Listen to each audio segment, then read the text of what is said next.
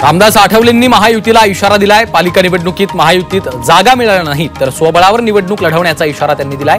महायुतीत जिल्हा परिषदेच्या 5 ते 6 जागांची मागणी त्यांनी केली आहे।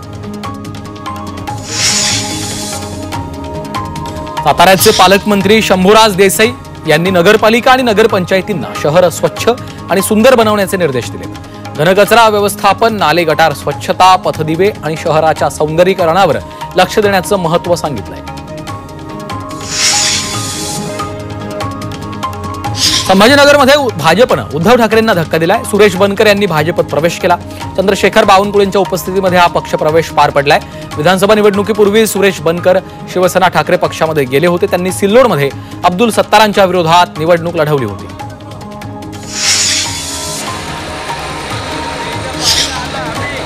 उपमुख्यमंत्री एकनाथ शिंदेंच्या नाशिक दौऱ्यात संशयास्पद ड्रोन फिरवण्यात आलेला आहे। अनधिकृतपणे ड्रोन उडवणाऱ्याला पोलिसांनी ताब्यात घेतलं। हा ड्रोन घातपाताचा प्रकार असू शकतो अशी शंका मंत्री संजय शिरसाटांनी व्यक्त केली आहे। शिंदेंच्या सुरक्षेबाबत खबरदारी घेणं गरजेचं असल्याचं शिरसाटांनी म्हटलं।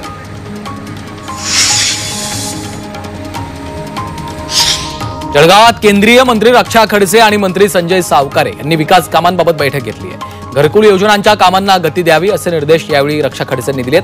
तर या योजनांमधील पात्र लाभार्थी वंचित राहू नयेत यासाठी उपाययोजना करण्याचेही निर्देश देण्यात आले।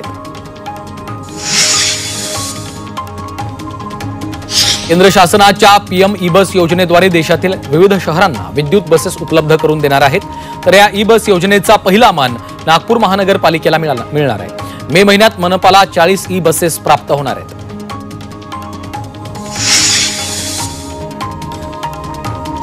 सांगलीमध्ये जीबीएसच्या 2 रुग्णांचा मृत्यू झालाय। मृतांमध्ये कर्नाटकच्या बेळगाव जिल्ह्यातील हुक्केरी इथल्या 14 वर्षाच्या मुलाचा आणि सोलापूर जिल्ह्यातल्या सांगोला इथल्या 60 वर्षीय वृद्धाचा समावेश आहे। या दोघांवर मिरजेच्या शासकीय रुग्णालयात उपचार सुरू होते।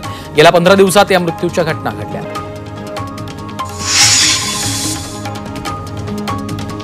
नाशिककरांचं पाणी महागण्याची शक्यता आहे। पाणीपट्टीत वाढ करण्याचा प्रस्ताव महापालिकेने दिलाय। 1000 लिटर पाण्यासाठी 13 रुपये मोजावे लागण्याची शक्यता आहे। महापालिकेच्या महासभेत प्रस्तावावर निर्णय होणार आहे।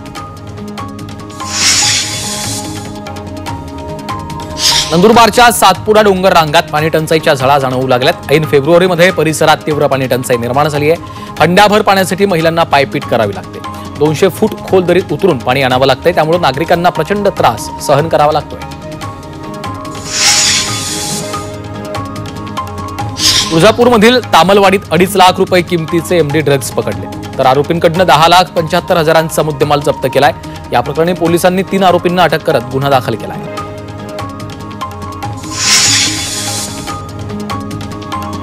पेणमधील वाशीत चोरट्यांनी घरफोडी करून 1,34,000 रुपये किमतीचे दागिने लंपास केलेत। चोरीची ही घटना सीसीटीव्ही कॅमेऱ्यात चित्रित झाली आहे। या प्रकरणी वडखळ पोलिसांकडून गुन्हा दाखल करण्यात आला।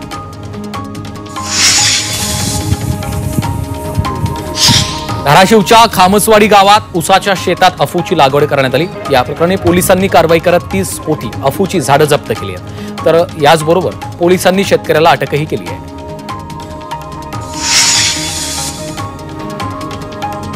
नाशिककरांचं पाणी महागण्याची शक्यता आहे। पाणीपट्टीत वाढ करण्याचा प्रस्ताव महापालिकेने दिलाय।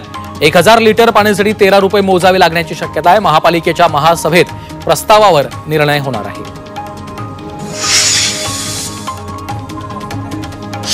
नंदुरबारमधल्या धडगावात 4 पोस्ट कर्मचाऱ्यांना निलंबित करण्यात आलं। पोस्ट कर्मचाऱ्यांनी काही दिवसांपूर्वी उघड्यावर आधार कार्ड आणि इतर महत्त्वाचे कागदपत्र फेकली होती। या प्रकरणी कर्मचाऱ्यांवर कारवाई केली आहे।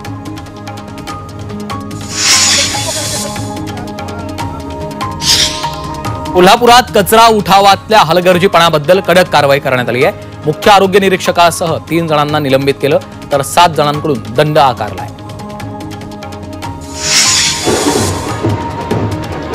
संत श्रेष्ठ संत नरहरी महाराज यांच्या पुण्यतिथीनिमित्त येवल्यामध्ये भव्य शोभायात्रा काढण्यात आली।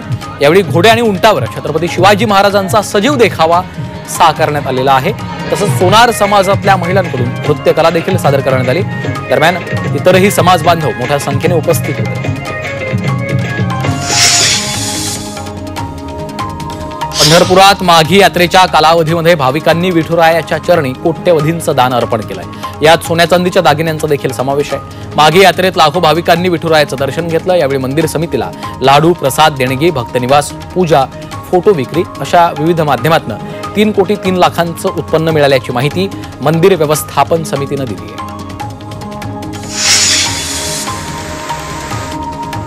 कोल्हापुरातील ज्योतिबाच्या खेट्यांना उद्यापासून सुरुवात होती आहे. माघ महिन्यात ज्योतिबा देवाला 5 खेटे घातले जातात. या खेट्यांसाठी राज्यभरातून लाखो भाविक येतात. कोल्हापुरातील 753 दूध संस्थांवर प्राधिकृत अधिकारी नियुक्त करण्यात आलेत. दूध संस्थांनी मतदार याद्या न दिल्यामुळे प्राधिकृत अधिकाऱ्यांची नेमणूक केली आहे. सहाय्यक निबंधक सहकारी संस्था यांच्या बैठकीत हा निर्णय घेण्यात आला आहे. पुण्यातील इंदापूरमध्ये शरद कृषी महोत्सवाचं आयोजन केलं. या कृषी महोत्सवात शेतकऱ्यांना नवनवीन तंत्रज्ञान पाहायला मिळणार आहे. आज राज्याचे माजी सहकार मंत्री हर्षवर्धन पाटलांनी कृषी महोत्सवाला भेट देत तंत्रज्ञानाची माहिती घेतली. अमरावतीमध्ये 4 दिवसीय कृषी प्रदर्शनाचं आयोजन केलंय. यामध्ये 288 स्टॉल्स, विविध खाद्यपदार्थांचे स्टॉल्स लावलेत. राज्याचे कृषी मंत्री माणिकराव कोकाटेंनी या प्रदर्शनीचं उद्घाटन केलंय.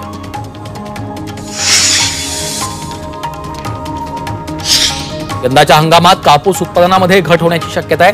गुजरात आणि उत्तर भारतातील कमी कापूस उत्पादनामुळे चालू सत्रामध्ये कापूस उत्पादन घटलंय. 2023-24च्या मागील सत्रात हे उत्पादन 327.45 लाख गाठी इतकं होतं.